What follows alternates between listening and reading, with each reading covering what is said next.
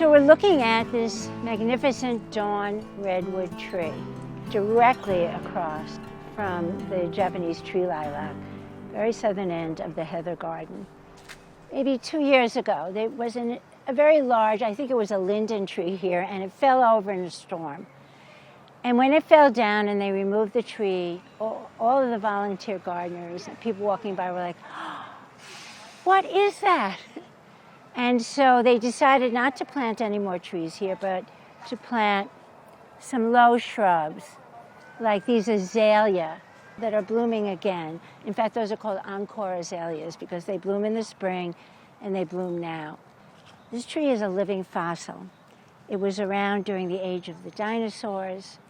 They thought it had been wiped out during the ages of glaciation, and it did live here in this hemisphere. But they found it growing in the temples of China.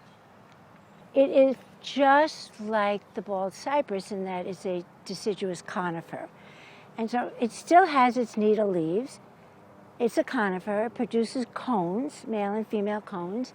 But soon, like the bald cypress, those needles will turn brown and they will fall off. The tree grows enormously tall. And I think that's one reason why they call it the dawn redwood, because it catches the rays of the rising sun. It's related to our redwoods on the West Coast. But it's the only species that still exists of its kind. And they're now growing it as street trees. They planted it down at ground zero, and it's a very popular and very beautiful tree.